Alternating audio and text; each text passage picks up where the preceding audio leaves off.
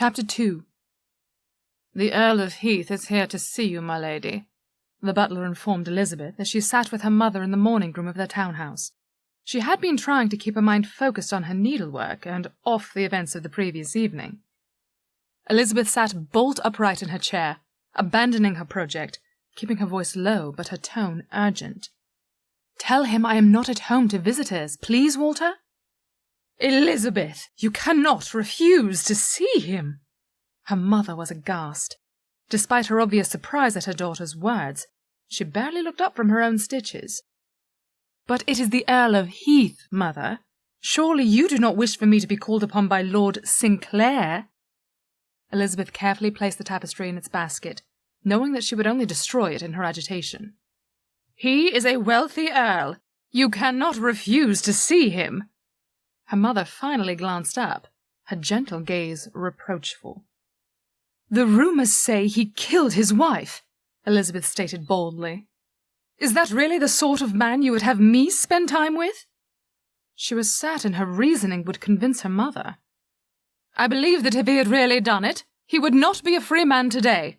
The fact that he is accepted everywhere tells me that he is innocent."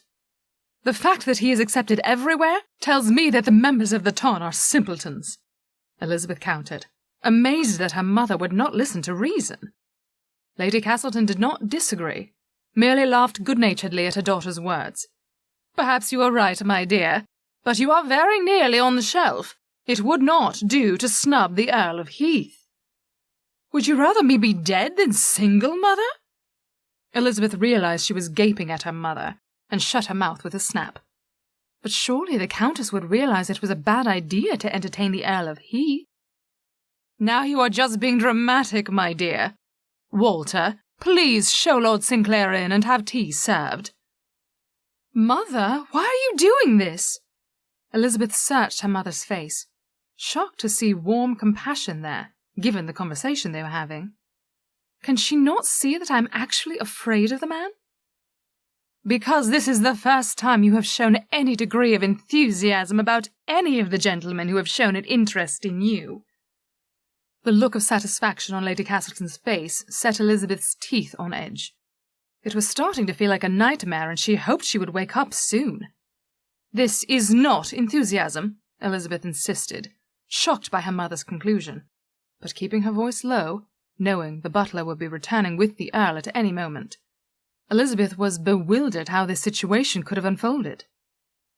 The next few moments passed in a blur as the Earl was ushered into the room and introduced to Elizabeth's mother. As Lady Castleton poured the tea, Elizabeth took the opportunity to examine the Earl more carefully than she had the night before. He really was one of the most ridiculously handsome men Elizabeth had ever seen. His dark hair gleamed in the sunlight streaming through the windows, and the hint of curl in it made him look just the slightest bit unruly.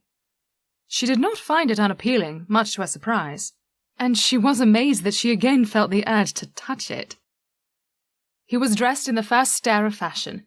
If she had one complaint, it was that he was almost a dandy with the starched height of his collar and the precision of his artfully tied cravat. But she could see that he was well able to turn his head and catch her staring at him. So she surmised that his neckcloth did not restrict his movement. She could feel warm colour flooding her cheeks as his sharp gaze met her scrutiny unflinchingly. Her blush deepened as she observed the amusement he made little effort to hide. She narrowed her eyes at him and lifted her chin, refusing to allow him to laugh at her. Her hand itched, but she was unsure if it was with a desire to slap his face for his presumption that he could call upon her, or if it was the desire she had to suppress once again to reach out and see if his hair really was as soft as it looked. It crossed her mind to wonder if she had lost her mind the night before with all her worry. The worry wasn't over. She still hadn't heard from her dear friend, Miss Rosamond Smythe, and now here was the Earl of Heath coming to call upon her. She tried to regain a semblance of her usual equanimity. While she listened to her mother making social chit-chat with the Earl, she tried to think of various possible reasons for his call, other than to court her. Surely the man would not pursue her just to continue questioning her about Broderick. Had she not told him she knew nothing? She couldn't remember exactly what had been said the previous evening, but she was certain she had been quite clear that she had no interest in furthering the conversation. Perhaps the butler had meant her mother when he had announced the visitor? Perhaps the Earl wanted her mother's advice on something. Perhaps he had some charity he wanted to involve her in. Elizabeth warmed to this idea. Everyone amongst the ton knew of Lady Castleton's love of charity projects. That was no doubt the reason for his call. It had been quite ridiculous for her to get herself in a tizzy over it. It really had nothing to do with her. In fact, to make it up to the Earl for her previous rudeness, she would volunteer to help with whatever project he was calling about. It wouldn't hurt her to show a bit of charity. It would help her pass the time as she tried to get through the rest of the season. Justice blinked as he observed Lady Elizabeth's dazzling smile. He wondered what had gotten into the chit's head now. She had seemed like such a sensible female when he had observed her over the past weeks. Perhaps a bit too opinionated for his taste, but level-headed and calm as she traipsed through the social scene of the season. Since last night, it seemed to him that she flitted from one emotion to another like a hummingbird in an orchard. But he needed information from her, and this was the only way to go about getting it. He really didn't think she had been paying attention as he had been speaking with her mother. It was obvious he had guessed correctly when she almost squeaked with her surprise when her mother agreed for her to accompany him on a drive through the park that afternoon. "Oh, no, I do not think I could do so," she sputtered briefly as the colour rose becomingly in her cheeks. Justice wondered what was going on in her head as her eyes bounced back and forth between his face and her mother's. He was too busy gazing at Elizabeth's mobile face to turn and see what her mother was doing. But something must have been communicated between the two of them, because a transformation overtook Elizabeth. He watched in fascination as her face froze momentarily, while her eyes flashed with some sort of warning.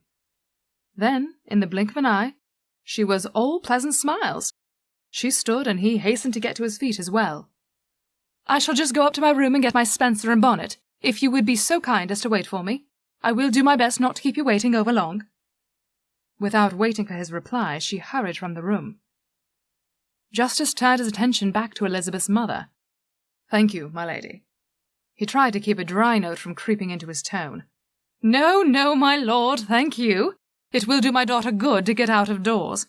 It looks to be a lovely day. We need to take advantage of the nice days before winter comes upon us." The lady seemed to be babbling, but then the Earl tensed as her gaze turned shrewd. "You will have a care for my daughter, won't you, my lord? It would not do for her to catch a chill?" Her words remained politely correct, but Justice sensed a warning in them.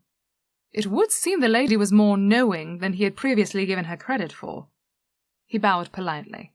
"But of course, my lady, I will take every care with Lady Elizabeth." That is, if the lady herself will turn up, he thought with wry humour, as the wait became a trifle strained and the silence stretched. Justice cleared his throat, glanced through the window, and strived for conversation. They had already covered some of the chit-chat when he first arrived, so he had to mentally stretch to come up with something. Even though it had already been mentioned, he said, "It is a lovely day out of doors, is it not?" "Remarkably lovely for the end of November," the Countess replied. "Will you be spending much time at your estate over the winter, my lord?" "I dare say, my lady. If I can get my business in town taken care of, I would like to spend as much time as possible on my estate, especially while the house is out of session." "Oh, yes, of course, my lord. Do you take your seat for all sessions?" "Not all, no, but I do try to do my duty." There was another pause while the Countess merely bobbed her head in acknowledgment of his words. "Your husband gave a well-thought-out speech the other day, my lady. Do pass my regards to him." "That is kind of you to say, my lord. Thank you." She continued watching him, and it was making Justice uncomfortable, so he again turned the subject. "What about you, my lady? Do you think to spend the entire winter at Castleton?" This may not have been the best topic, as it caused the Countess to offer an almost dramatic sigh. "I dare say that depends much upon my daughter. If we can get her situated, then we will spend the best part of the winter at home. Of course, his lordship will want to return to town for Parliament, but if Lady Elizabeth is taken care of, I may not have to return for the spring session." Justice ignored what seemed like a heavy hint, but acknowledged her words. "Are you not enjoying the season, my lady?" "Oh, no, of course it is lovely. It is just a trifle wearing." and the winter and spring are so lovely at Castleton, although I will no doubt be ready to return to town after a few months of country living. That is the trouble with having multiple homes, is it not, my lord? We must always pine for the other one." This caused the Earl to chuckle, despite how uncomfortable he was becoming with the protracted wait for Lady Elizabeth. His glance at the time must not have been as discreet as he had hoped. "I cannot imagine what can be keeping her," Lady Castleton said as she too glanced at the mantel clock. They had exhausted all the usual conversational gambits, and were struggling to fill the silence. With relief they heard the clatter of feet in the hallway, and the Earl quickly stood as Elizabeth stepped back into the room. He could tell she had been reluctant to return, and yet was embarrassed over keeping him waiting. She was obviously normally the very conventional type of young lady. Once again, he fought to contain his amusement. "Shall we go?" he asked rhetorically, as he took her elbow and escorted her from the room. He didn't say anything to her as he helped her into his curricle and set the horses in motion. He waited while she fussed with her skirts and settled herself as far from him as the narrow seat would allow. "How did you finally decide to accompany me?" he asked, keeping his tone good-natured and non-confrontational. She froze in her fidgets. "I beg your pardon, my lord." Her tone would make the patronesses proud, he thought with a smile. "It would seem you struggled with the decision of whether or not to accompany me for this drive. It took you an inordinately long time to don your hat, my dear lady," he drawled. Elizabeth gritted her teeth and fought the wave of heat that rose to her face. She then did the least ladylike thing she had ever done in her life. "Have you thought about the fact that I might have been indisposed, my lord? Perhaps my delay had nothing to do with you, but entirely to do with some other matter. The entire world does not revolve around you, my lord." What kind of a matter could make you keep an earl cooling his heels? He wondered. "Perhaps I needed to relieve nature, my lord. Did you ever think of that?" She was so angry she wasn't even embarrassed over her words. Her usual self-possession kept her hands still in her lap, although she could see from the whitened knuckles that they were clenching one another. Elizabeth tried to relax them in order not to appear at the edge of her control, but she was painfully aware that her face was most likely giving away her feelings, even if she held perfectly still. She could feel the heat in her cheeks was most likely reflected in her eyes. If anyone had asked her, she wouldn't even be able to explain why she was so unusually bold with the Earl of Heath. Perhaps it was her absolute conviction that she would never make a match with him, or perhaps it was some sort of rebellion against the way her heart so ridiculously reacted whenever she got sight of his handsome face, or a combination of the two. Really, how could she be attracted to a man that everyone said killed his wife? She ignored the voice of reason in her head, telling her she had no cause to be reacting this way, and carried on in her defense. "And earls are not all that important, my lord. If you were a prince or even a duke, I could understand your arrogance. But surely you realize just how very many earls there are roving about amongst society.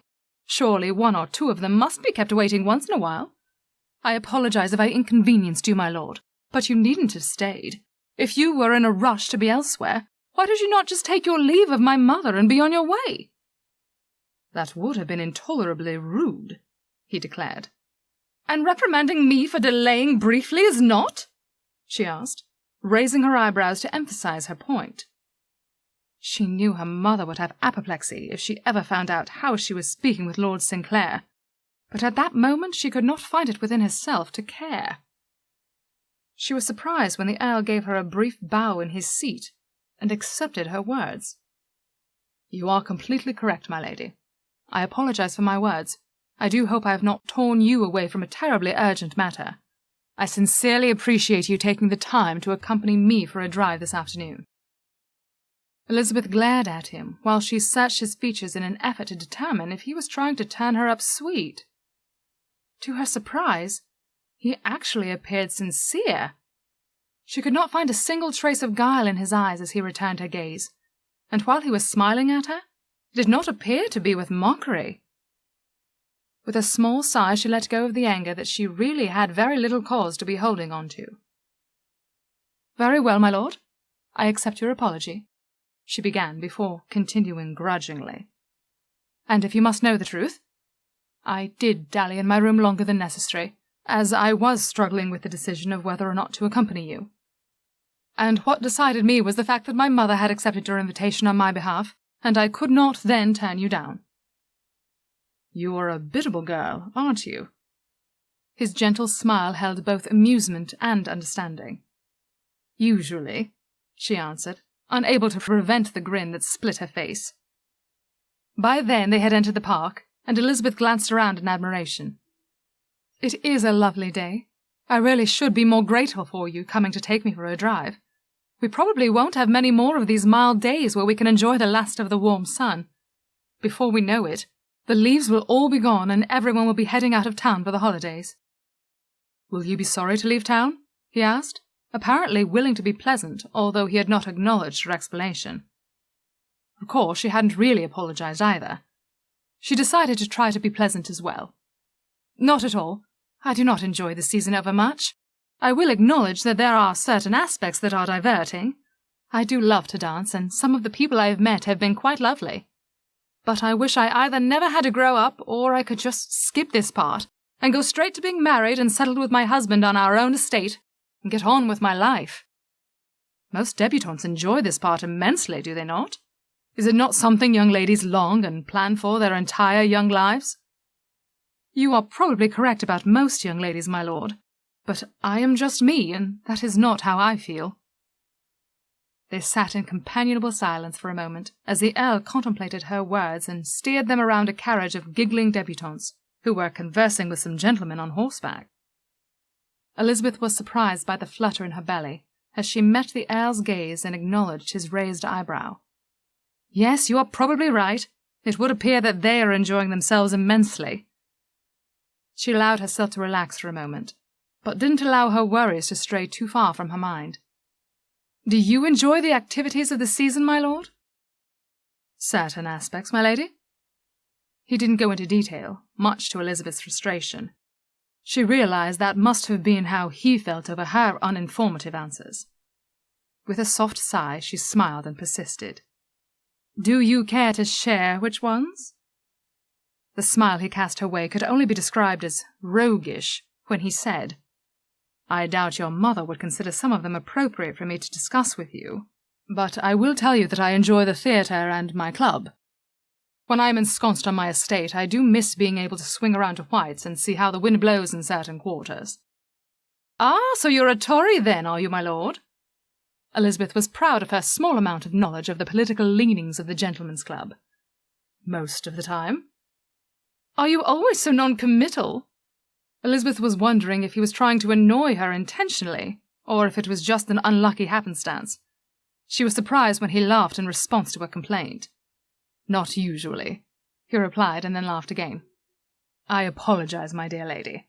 I am not trying to be a nuisance. I had every intention of bringing you for a drive and turning you up sweet. It isn't really working, though, is it?"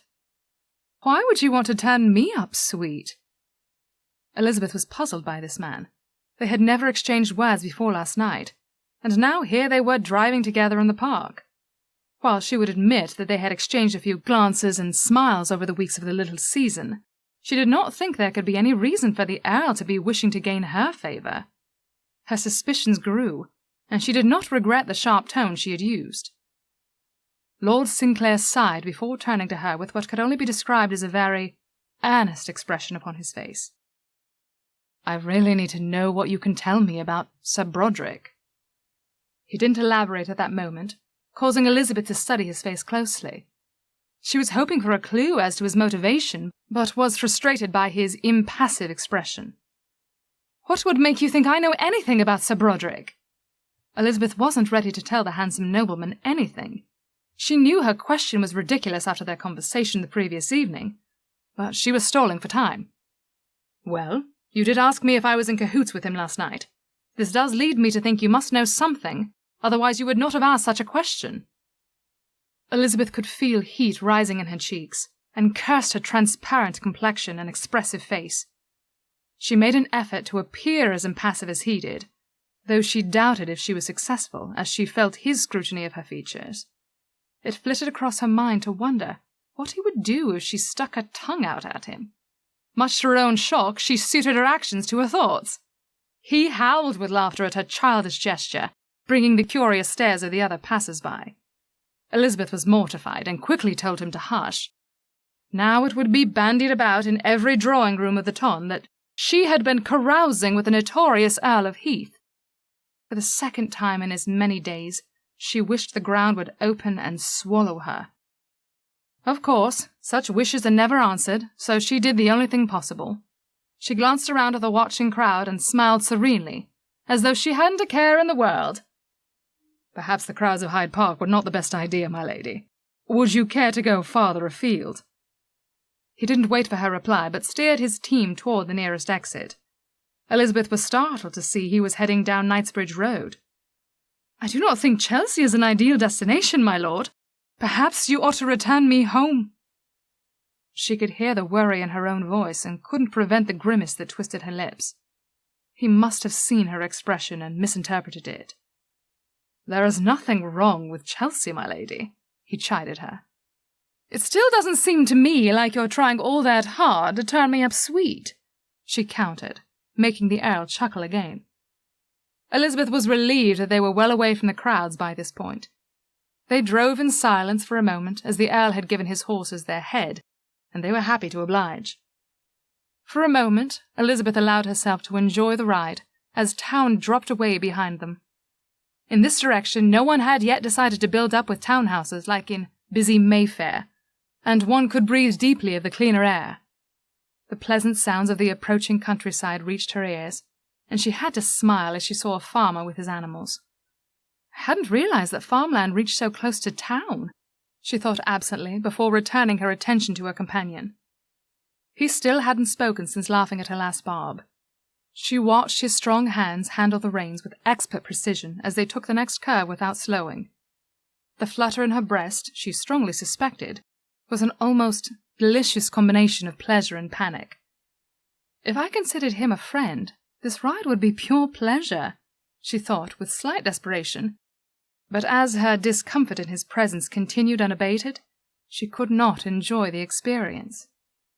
They were quickly getting further away from Elizabeth's familiar environs, and she was starting to get a little more nervous in the man's silent presence. I really do think I ought to be heading home, my lord. She remembered her friend laughingly saying that there would be nothing to fear from the notorious man, until one was married to him. But she was beginning to doubt those words. She was eyeing the shoulder of the road, wondering how hurt she would get if she were to jump, when she felt his firm, warm hand close over her arm.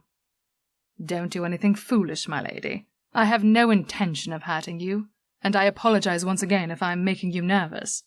I will turn my horses around at the first opportunity and take you home.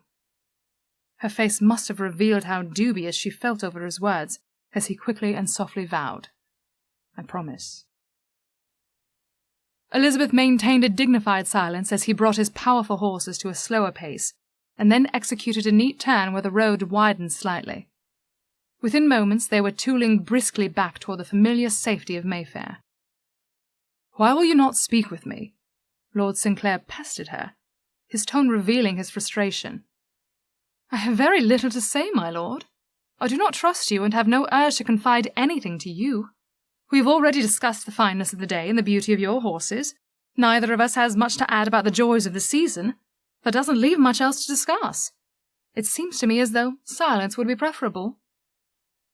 Elizabeth could not bring herself to look him in the eye as she spoke, but then found herself fascinated with the dimple that appeared in his cheek when he smiled over her words. Do you know, my lady, I cannot help liking you, despite your refusal to cooperate with me. I wonder why that is.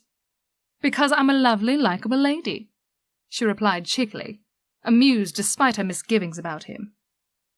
Justice was enjoying his time with Lady Elizabeth, even though he was frustrated with his lack of progress in learning what she knew about Sir Jason Broderick, the bounder.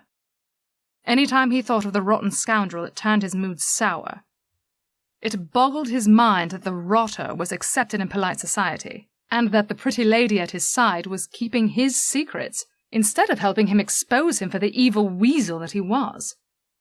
Forcing his thoughts away, he again tried to engage the young woman in innocuous conversation, in order to set her at ease and hopefully gain her cooperation. When will your family be retiring to your estate for the winter? Lady Elizabeth sighed, making Justice realize that it was not as innocuous a subject as he had hoped. Thankfully, the lady did not leave him wondering why for long. My mother will probably keep me here to the very last minute unless I accept an offer. I do believe she considers it an affront on her abilities as a matchmaking mamma that I have not become betrothed faster than my elder sister did. Marianne accepted Jarvis's offer. He's the Viscount of Wynholt, if you don't know. During the early weeks of her first season. Here I am in my second season without a betrothal. Apparently it is not to be borne. Well, it's only the little season. One mustn't have too high of expectations. Justice was delighted to surprise a gurgle of laughter from the serious young woman. As a matter of fact, coming for the little season was my mother's strategy. She thought there would be fewer ladies to choose from during the fall session. Why is your mother so anxious to get you married off?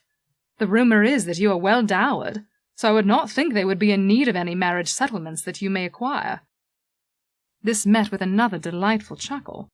You are correct, my lord, but it would seem you are not well informed in the workings of a matchmaking mamma's mind. The Countess of Clairhurst managed to marry off every one of her 3 daughters during their first season, 2 of them in the first month.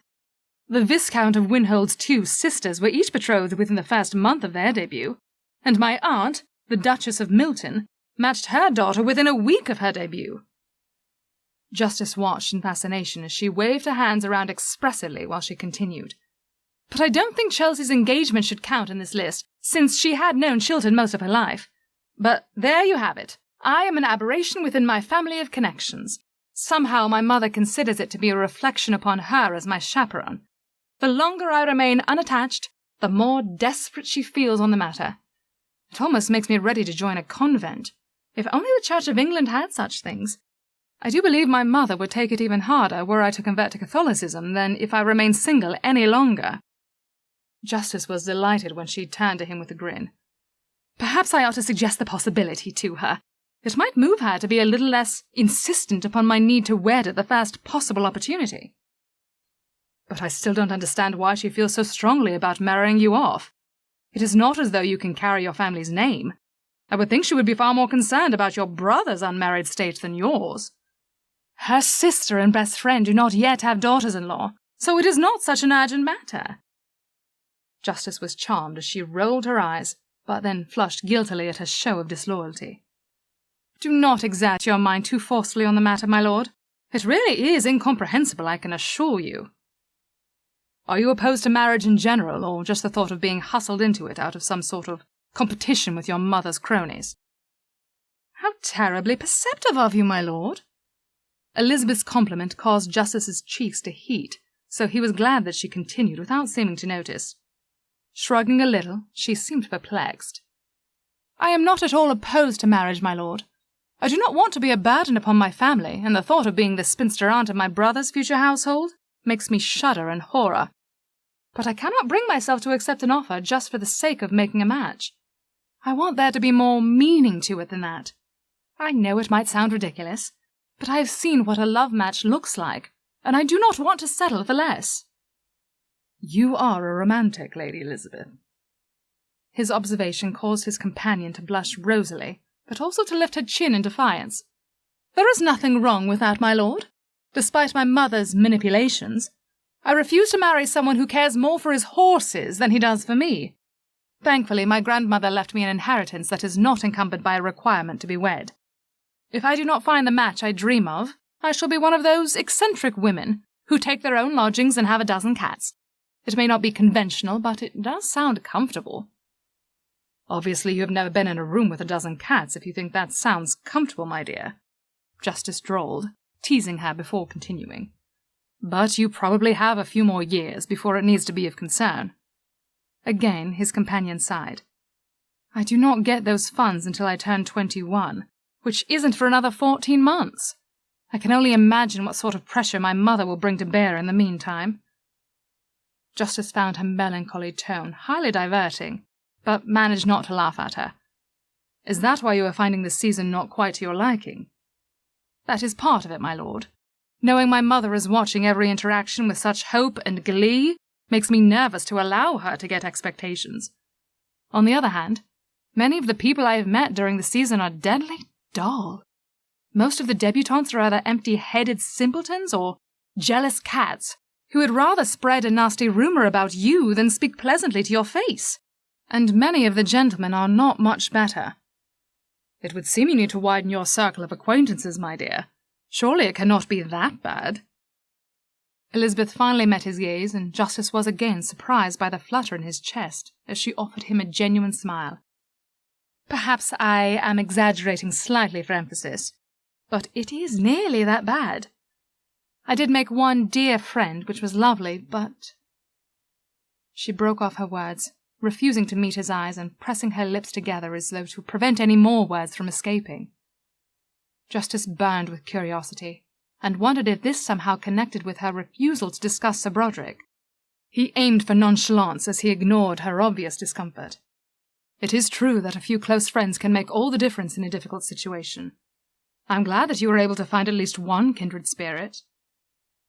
He could feel her searching gaze examining his face, but he kept his eyes on his horses as they had neared the fashionable district, and the traffic had picked up.